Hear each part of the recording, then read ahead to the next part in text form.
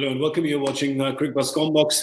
Gaurav Kapur here with Shaun Pollock. We have Bangalore who started batting because Rohit Sharma put them into bat. They are at the halfway mark, 85 for the loss of 1 wicket. A great opening partnership between Aaron Finch and Devdutt Padikkal for a second time in 3 matches that they've notched an 80-plus opening stand, getting 59 in the power play. Shaun, I think the interesting thing is that not too many risks taken by the both of them and given a great start to their team.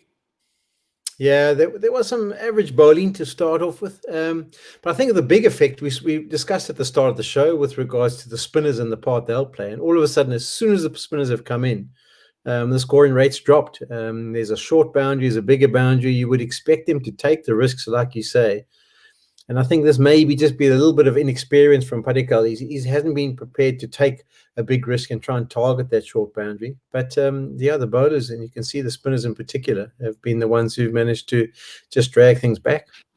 I think he would have probably been more comfortable taking the risk in the power play, but Finch was going great guns there. So it wasn't getting much of the strike, Padikkal. So that's why his strike rate during the power play was barely 100. Yeah, I think you've also got 3 international skippers, some past, some present, batting in around him. Wow. They should be able to say to him, listen, this is your role, or do this or do that. And I think he just needs to listen to what they say. But Finch got off to a good start. A few lucky shots that just landed in the middle of no man's land and kept him at the crease, but some nicely played ones as well. So, a good innings from him.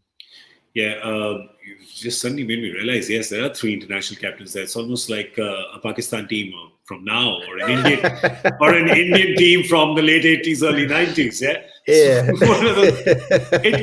It can cause a bit of confusion, can't it? Potentially. But you think, I don't know, in the T20 format, I think it's so important. I think ideally what you want is your bowlers to be captains, to be able to captain their own fields, and it takes the stress off you as an actual skipper of the side. But where you've got some leaders in the side, I can't think it can be a bad thing. I think Finch is a good team guy. Abe de Villiers is definitely a good team guy. And to back Virat up, I think it actually must be quite nice for him. 85 in the first half. They would back themselves to get at least 100 in the back 10. Yeah, you would think. I think about 177 would be a good call. Somewhere around that score. But they should be able to. They should be able to cut loose. They've just lost that 1 wicket. They've got batting now. They shouldn't be worried about getting bowled out. There is going to be someone that is going to be required to take the game by the scruff of the neck. I think it would come from Kohli, or maybe next man to the crease, de Villiers. But someone needs to set this innings on light in the back end, and they should get a good score.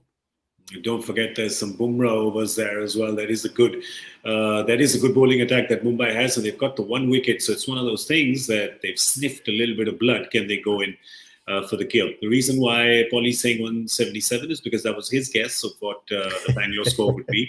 Why I said 100 is because my guess was 186. So we're both trying to play mind games with each other, and both are not succeeding. But we have succeeded to reach the end of the comm box. We'll see you at the end of the Bangalore batting effort.